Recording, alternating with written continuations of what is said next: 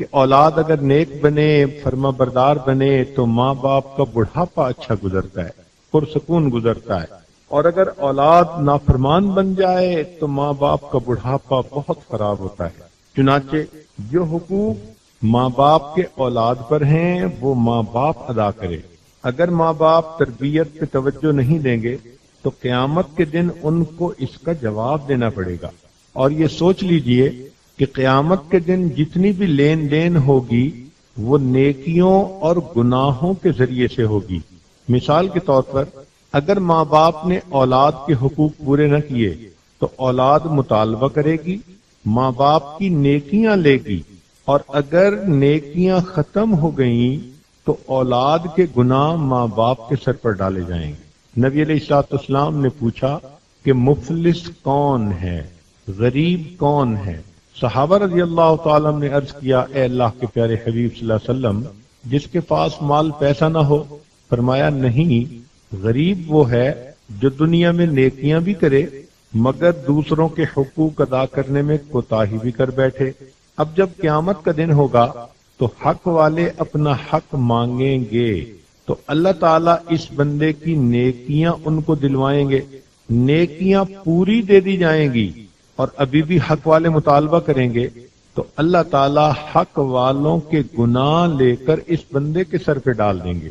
فرمایا غریب وہ ہے جو نیکیوں کے انبار لے کر آئے مگر حقوق کی ناادائیگی کی وجہ سے دوسروں کے گناہوں کا بوجھ اپنے سر پہ اٹھا لے۔ اب اگر اولاد کو ہم نے دین نہ سکھایا، نیک نہ بنایا، تربیت اچھی نہ کی، تو یہ انسان نما شیطان قیامت کے دن ماں باپ کے وفادار نہیں ہوں گے۔ سنیے اور دل کے کانوں سے سنیے، اللہ تعالیٰ قرآن مجید میں ارشاد فرماتے ہیں کہ یہ اولاد، یہ ماتحت قیامت کے دن اللہ کے عدالت میں مقدمہ درج کریں گے۔ کیا کہیں گے؟ ربنا انا اطعنا سادتنا وکبراءنا فاضلونا السبیل۔ اے اللہ، ہم نے اپنے بڑوں کی پیروی کی تھی، انہوں نے ہمیں راستے سے گمراہ کر دیا۔ امی کہتی تھی کہ بیٹا تم نے ڈاکٹر بننا ہے، میں نے ڈاکٹر بن کے دکھا دیا۔ امی کہتی تھی بیٹا تم نے بزنس مین بننا ہے، میں نے بزنس چلا کے دکھا دیا۔ امی نے تو کبھی نماز کی مجھ سے بات ہی نہیں کی تھی۔ امی تو کہتی تھی بیٹا روزے رکھو گے تو کمزور ہو جاؤ گے۔ تو انہوں نے ہمیں دین سکھایا ہی نہیں۔ اگر یہ دین سکھاتے تو ہم دین پہ چلنے والے بن جاتے، ہم تو ان کی بات منع کرتے تھے۔ اے اللہ، چونکہ انہوں نے ہمیں نیکی کا رستہ دکھایا ہی نہیں، دنیا داری کے راستے پر رکھا، ربنا آتہم ضعفین من العذاب، اے اللہ ان کو دگنا عذاب دیجئے، ولعنہم لعنا کبیرا، اور اے اللہ ان ماں باپ کے اوپر لعنتوں کی بارش برسائیے۔ اب سوچئے، جس اولاد کو آج آپ محبت بھرے لقمے کھلاتی ہیں، اگر یہ دیندار نہ بنی تو یہ قیامت کے دن ساری مخلوق کے سامنے اللہ کے حضور یہ کہے گی، اے اللہ میرے ماں باپ پر لعنتیں برسا۔ تو سوچئے اولاد کی تربیت کتنی ضروری ہے، اور یہ وہ وقت ہوگا کہ ماں باپ اولاد کے واقف نہیں بنیں گے، اولاد ماں باپ کی واقف نہیں بنے گی۔ قرآن کریم نے فرما دیا، یوم یفر المرء من اخیہ وامہ وابیہ وصاحبتہ وبنیہ۔ تو اس لیے کئی گھروں میں دیکھا گیا کہ ماں باپ بچوں کی تربیت کرنے کی بجائے ان کو کھیلنے کے لیے دوسرے گھروں میں بھیج دیتے ہیں، گلی میں بھیج دیتے ہیں، جیسے چرواہا اپنی بکریوں کو چرنے کے لیے ہانک دیتا ہے، اس طرح اپنے بچے اور بچیوں کو دوسرے گھروں میں کھیلنے کے لیے بھیج دیتے ہیں۔ تو پھر ایسے بچے جو دوسروں کے رحم و کرم پر ہوں، انہوں نے جانور ہی بننا ہوتا ہے۔ اس لیے اولاد کی تربیت کرنی ماں باپ کا فریضہ ہے۔ ایک نقطہ ذہن میں رکھیں کہ اگر ماں باپ اولاد کی تربیت نہ کریں تو یہی نہیں کہ اولاد نافرمان بنے گی، بلکہ اصل بات یہ ہے کہ اولاد یا آنے والی جو ان کی نسل ہے اس میں سے اسلام مٹ جائے گا۔ تو ہمیشہ یہ چیز سوچا کریں کہ میرا جو بیٹا نافرمان بنا، بے دین بنا، تو یہ ایک ہی بے دین نہیں بنا، اس کی آنے والی پوری نسل ہی اسلام سے گمراہ ہو جائے گی۔ اس لیے ہر بیٹے اور بیٹی کی تربیت کرنا یہ ضروری ہے۔ کئی گھروں میں دیکھا گیا کہ ماں باپ اولاد کی دینی اعتبار سے تربیت تو کرتے نہیں، اب جب اولاد نافرمان ہوتی ہے تو پھر ان سے کام کروانے کے لیے ان کو بد دعائیں دیتے ہیں۔ پھر ماں کا ایک ہی طریقہ ہوتا ہے، اللہ تجھے خوش نہ رکھے، اللہ تیرے ساتھ نمٹے۔ اب ماں ہے مگر اولاد کو بد دعائیں دے رہی ہے، اور کئی ماؤں کو ہم نے سنا کہ وہ تو بد دعائیں دے دے کے اپنے کام نکلواتی ہیں۔ کتنی بری ماں ہے یہ جو اپنی زبان سے اپنے بچے کو بد دعا دے رہی ہے۔ تو شروع میں اگر تربیت کر لیتے تو آج ان کو یہ بد دعائیں نہ دینی پڑتی۔ یہ بھی ذہن میں ایک بات رکھنا، جو ماں باپ اولاد کی تربیت نہیں کرتے ان کو اولاد سے خدمت لینے کا حق بھی کوئی نہیں۔ بات دلیل سے کر رہا ہوں، توجہ فرمائیں۔ حضرت عمر رضی اللہ تعالیٰ عنہ کے دربار میں زمانے خلافت میں ایک باپ اپنے بیٹے کو لے کر آیا اور اس نے کہا جی کہ یہ بیٹا میری بات سنتا نہیں، مانتا نہیں، میری فرما برداری نہیں کرتا۔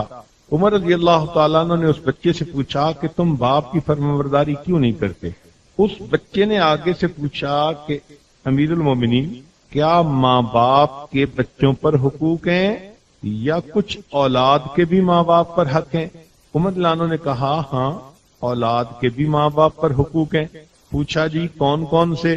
عمر لانو نے فرمایا کہ اولاد کا پہلا حق یہ کہ ان کے لیے دیندار ماں ڈھونڈے جو اچھی ماں ہو، اور دوسرا حق یہ ہے کہ جب اولاد پیدا ہو ان کا اچھا نام رکھے، اور تیسرا حق یہ ہے کہ ان کو قرآن دین کی تعلیم دے۔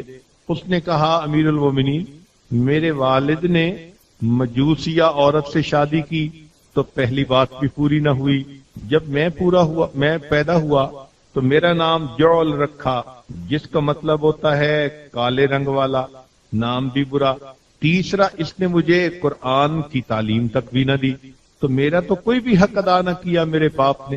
عمر لانو نے جب یہ سنا تو والد کو فرمایا کہ جب تم نے اولاد کا حق ہی پورا نہیں کیا تو تمہیں ان سے فرما برداری کا حق بھی نہیں ملتا۔ یہ کہہ کر عمر لانو نے اس مقدمے کو خارج کر دیا۔ تو اگر اولاد کی تربیت اچھی نہیں کرنی تو پھر بد دعائیں دے کے ان سے خدمت کیوں کرواتی ہیں؟ سوچیں کہ بھئی ہم نے قصور کیا تھا، ہم نے ہی اس بچے کے ساتھ زیادتی کی تھی، ظلم کیا تھا، اس کی تربیت نہ کی۔ تو اس لیے یہ ماں باپ کی ذمہ داری ہے کہ وہ اولاد کی اچھی تربیت کریں، ورنہ قیامت کے دن اولاد ماں باپ کے خلاف مقدمہ دائر کرے گی۔ یہاں تک حدیث مبارکہ میں ہے کہ قیامت کے دن ایک بے عمل عورت ہوگی جس کے جہنم میں جانے کا حکم ہوگا، تو وہ اللہ رب العزت کی بارگاہ میں عرض کرے گی، اے پروردگار عالم، میں عورت ذات تھی، گھر کے مردوں کی بات مانتی تھی، یہ میرے والد خود تو نمازیں پڑھتے تھے، نیک بنتے تھے، میں ان کے سامنے بے نمازی تھی، بے دین تھی، یہ مجھے کچھ بھی نہیں کہتے تھے۔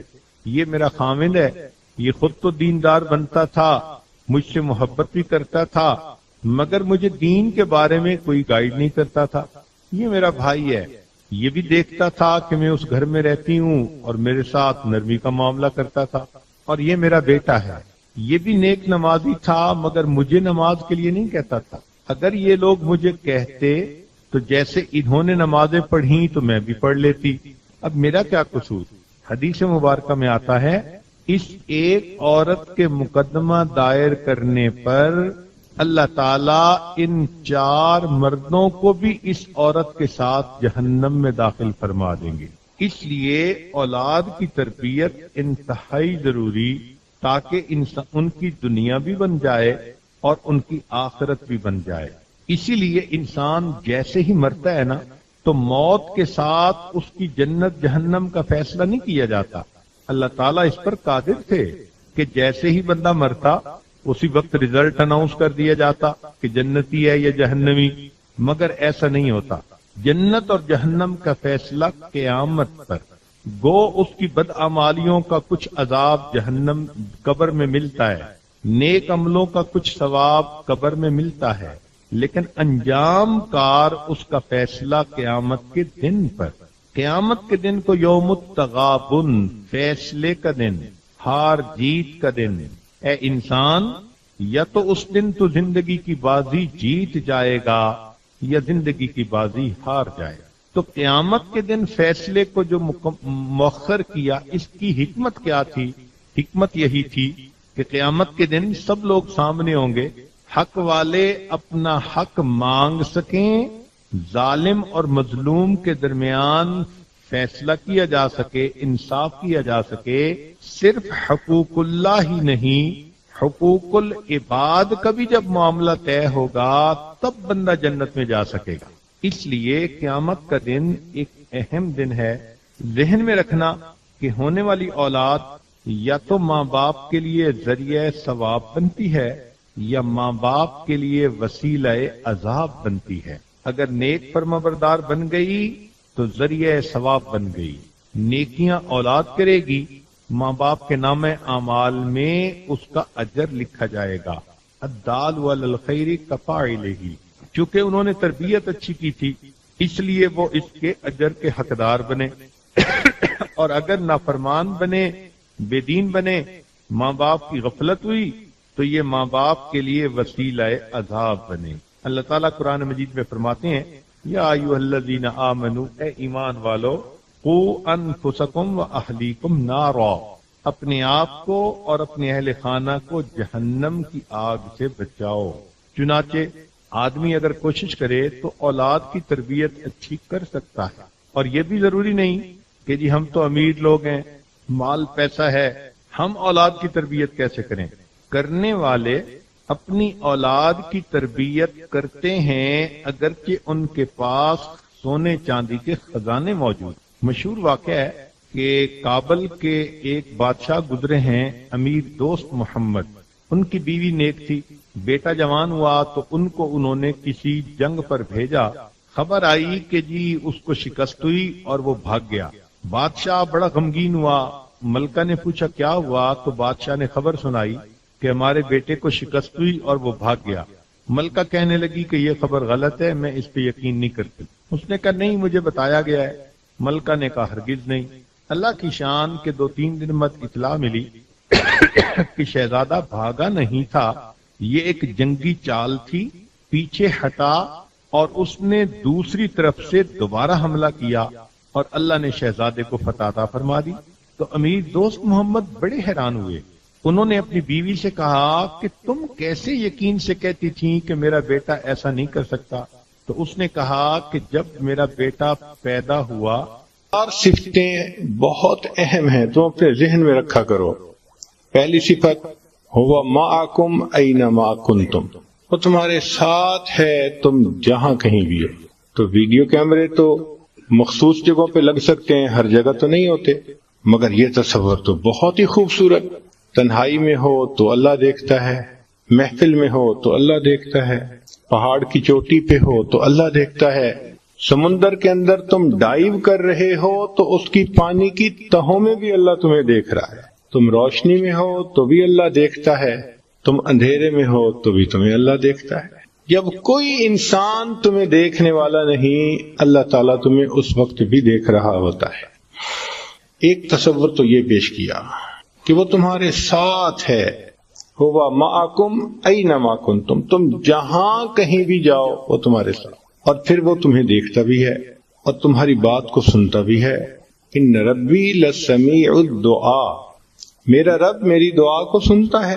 تو جو ہم زبان سے لفظ نکالتے ہیں پروردگار اس کو سنتے بھی ہیں، اور پھر اللہ تعالی دلوں کے بھید بھی جانتے ہیں۔ اب ایک ویڈیو کیمرہ تو اس وقت معلوم کرے گا نا جب کسی بندے نے کوئی قدم اٹھایا، دل میں کیا ہے اس کو تو ویڈیو کیمرہ ریڈ نہیں کر سکتا، مگر اللہ تعالیٰ فرماتے ہیں کہ یعلم خائنۃ الاعین، وہ جانتا ہے آنکھوں کی خیانت کو، وما تخفی الصدور، اور جو تمہارے سینوں میں چھپا ہوا ہے۔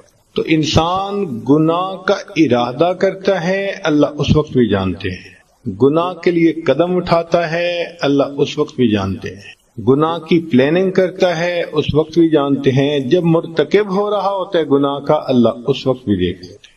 تو یہ احساس تو پھر بہت خوبصورت احساس ہے، ان مادی چیزوں کی نسبت بہت بلند، چنانچہ اس کو کہتے ہیں ایمان۔ نبی علیہ الصلوۃ والسلام نے صحابہ کو ایمان سکھایا تو ان کو اللہ رب العزت کی صفات بتلائیں اور ان کے دل میں یہ بات اچھی طرح رچا دی کہ اللہ ساتھ ہے، وہ دیکھتا بھی ہے، وہ سنتا بھی ہے، وہ جانتا بھی ہے۔ اب ان چار باتوں نے صحابہ رضی اللہ عنہم کو ایک ایسا ایمان عطا کر دیا کہ وہ فرشتوں کی جیسی زندگی گزارنے والے بن گئے تھے۔ کھرے لوگ، جو من میں تھا وہی سامنے تھا، نفاق ختم ہو گیا، درنگی ختم ہو گئی، گناہ معاشرے سے ختم ہو گیا، ہر ایک کی زندگی میں سچ آ گیا۔ چنانچہ ایک حکم ملتا تھا، سب عمل کرتے تھے۔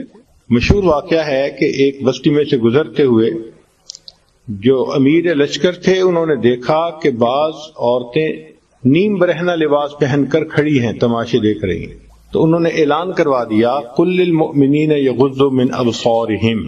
ایک اعلان پر پورے کے پورے لشکر کے لوگوں نے اپنی نگاہوں کو نیچے کر لیا اور شہر میں سے گزر گئے۔ جب واپس گھروں کو پہنچے تو لوگوں کو بتایا کہ جی ہمیں امیر نے حکم دیا، ہم نے سر جھکا لیے۔ تو پوچھنے والے نے پوچھا کہ یہ بتاؤ کہ وہاں کے مکان سنگل سٹوری تھے یا ڈبل سٹوری تھے؟ تو اس نے جواب دیا کہ جب آنکھیں ہی نیچے جھکا لیں تو ہمیں مکانوں کی بلندی کا بھی نہیں پتا۔ یہ ایمان ایسی عجیب چیز ہے۔ چنانچہ نبی علیہ السلام صحابہ کو اس بات کی تعلیم دیتے تھے، تلقین فرماتے تھے کہ ہمارا پروردگار ان صفات کے ساتھ متصف ہے، لہذا ہمیں قیامت کے دن اس کے سامنے پیش ہونا ہے۔ دنیا میں رہتے ہوئے تم اس کے حکموں کے مطابق زندگی گزارو گے تو تم کامیاب ہوگے۔ چنانچہ صحابہ رضی اللہ عنہم کے سامنے گناہ کے مواقع آتے تھے۔ ایک صحابی مسلمان ہوئے تو مسلمان ہونے سے پہلے مکہ مکرمہ کی ایک عورت کے ساتھ ان کے تعلقات تھے۔ کافی دنوں کے بعد مکہ مکرمہ جانے کا موقع ملا۔ قدرتاً عشاء کے بعد یہ وہاں سے گزر رہے تھے کہ اس عورت نے دیکھ لیا۔